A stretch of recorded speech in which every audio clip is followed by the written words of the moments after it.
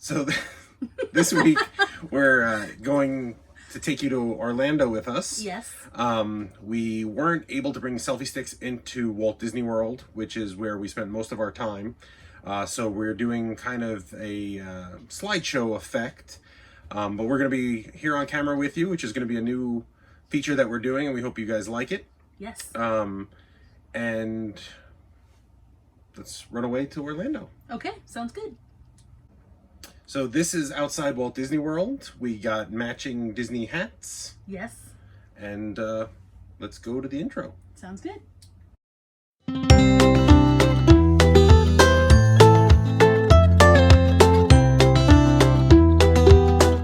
So before we went into Walt Disney World, we were staying at Thousand Trails, Orlando, which is about 20 minutes away. And we started at Disney Springs to eat, and we went to Morimoto. Which was fantastic. We had the eel and avocado rolls, the shumai, which was pork-filled steamed dumplings, the chicken bao, which is fantastic, which is also steamed buns. But our big thing was the duck was so good. It is a little expensive, but Yeah. it is for two people, so it was well worth it, and it was delicious. Disney Springs is a shopping plaza area where it has different stores, like a Lego store, a Disney store, Lego Dragon we just saw, a bunch of restaurants, a pin trader if you want to get smart things. Yes. While we were in Orlando, Jimi Hendrix got a haircut. He finally got groomed. It had been a few weeks, so he was very happy. Very happy, and you can hear him eating in the background, so sorry about that. We started out with going to Epcot Center. Epcot was a fun place. It was a warm day. Shockingly for October, but we had a lot of fun. It's a great place to go. There's lots of food. We went on, which ride was that, Andrew? That was Planet Earth, where it tells you about how they're doing different cultures and stuff like that. This one's Finding Nemo, which you get to kind of live the story. They have the sound of the movie interactive. They even project the animation onto actual fish tanks.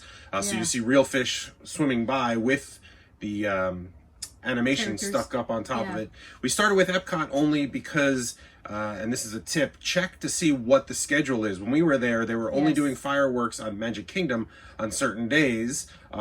Anne's second cousin Matt, his fiance, works for Disney, so she gave us a little heads up about that, and we were very thankful because we would have missed the fireworks. Yes. After Finding Nemo, we went into the World Showcase, which is one of my favorites. It's where you get to go to all the different nations. Did you have a favorite of any of the nations? They were all great, obviously. Yeah. Japan is a really beautiful one, but they really all, on the screen as you're watching with us, they're all so unique. And you just walk from one to the next, and they each have little food kiosks. And instead of eating in the restaurants, which is more expensive, we ate off the kiosks, which we thought was a great idea. And then we got ready for the fireworks at the night. Yes. Also, a tip that we have is at dinner time, if you wanted to go into a restaurant, especially in Epcot on the night of a fireworks show, or I think most nights when they're pretty busy, please make sure to make reservations. You will probably not be able to get in on most nights if you don't have a reservation. They do have an app that makes it easier for you to make reservations, and I would do it in advance. Yes.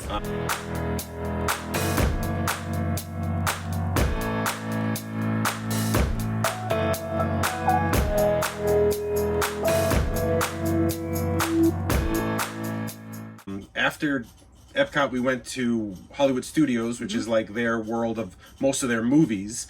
They've got an old like 1950s Main Street, a version of the Chinese theater. It's where the Rock and Roller Coaster is, which you can see here, which is done with Aerosmith. I didn't do that ride. I'm not a big fan of coasters and things like that. But we did do Toy Story, which we loved. The Toy Story Land was fantastic. They had some great rides. Even a roller coaster. We couldn't do the roller coaster, the Slinky Dog coaster. It just, the wait time was so long on most days. But just look at the times to see how long a wait is, and sometimes it can go down to 10 minutes. Also, if a fireworks show is going on, it's a great time to go ride a lot of these rides, especially Galaxy's Edge, which is huge. It's a whole land that's dedicated to Star Wars, And it's fantastic because if you grew up like I did with the original trilogy, so to speak, you get to fly the Millennium Falcon, and you get a full-size Millennium Falcon there. And Stormtroopers walk around, they talk to you. Harass you. Now, we're going to talk about our dinner. We did do one dinner. We did the Primetime 50s Cafe, and just so you know, the waitress and the staff is supposed to be rude to you. It's like you're in your mother's or grandmother's house from the 50s. This is like their entrance waiting area. Yeah, and so you got little living rooms and TVs, and they play the old Walt Disney TV shows. And then each little section is like a little kitchen almost. Some are a little bit more ornate and fancy. You don't get to pick, obviously. But the food was really fantastic. Yeah. We shared here because we were trying to keep costs down. Disney's expensive. The tickets alone, the food on top of it. But it's quality food. It's great. Yes. It just gets expensive. So, Anne, what did we start with? Do you remember? We shared something. Oh, we had a salad. Right. So and all of the items on the menu are named after like mom or dad or aunt and stuff like that. So we started with the Cousin Amy's iceberg lettuce. And that's vegan. It's completely bacon. vegan. It's Yeah. vegan bacon, vegan dressing, and I mean it was just amazing. Yes. And we even got flavored sodas. I got cherry, you got vanilla. And we got Aunt Liz's golden fried chicken plate. Right, We shared that big which was perfect. pieces. Yeah, big scoop of mashed potatoes, corn. Yeah. The chicken was phenomenal, and it was a lot. Yeah. And it left us room for dessert. Dad's favorite chocolate cake. Oh my gosh. This And it's was like a so peanut good. butter cupcake. It Yeah. was amazing. It looks really rich, but it really wasn't too rich because I don't do rich items. I like it a little tempered down, and it was delicious. And that vanilla ice cream, it helped a lot. And so I kind of slyly filmed walking through. I didn't want to disturb anybody, so I just wanted you to kind of see what each room was like, so the that waitresses no are dressed matter out. right, and no matter what room you're in, you're great. They drop the silverware down here, like here, let me set the table, and they just throw it down. So they're meant to be rude. But when the sun goes down and the lights come up, Hollywood Studios was, I think, one of our favorites. Yeah, was one of our favorite parks for sure. And then the next day we went to Magic Kingdom because they were going to have the fireworks that night. Got to get the iconic picture. You got to get the Mickey pretzel with the cheese dipping sauce. So good. Again, just instead of going to a restaurant, if you can go places just to... Right, we did little snacks, like the pineapple Dole Whip over in Polynesian area was phenomenal. They have Old West areas, they have frontier lands, like a storybook land. We went to the Magic Haunted Mansion, which was really great with the things, and they do much more interaction where they put your face into things. Yes. So that was kind of great. We did a little bit. We did stay for the fireworks. Hard to record it because you can't use the music and everything like that.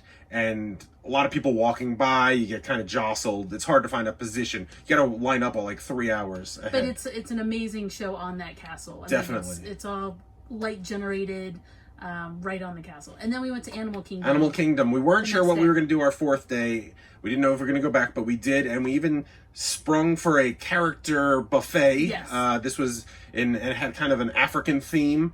But we got to meet all the characters, obviously. They all come around the tables. And they're in their African things, safari type clothing. We met Donald Duck, Daisy Duck, Goofy, who was actually taller than me, which is hard at 6'6".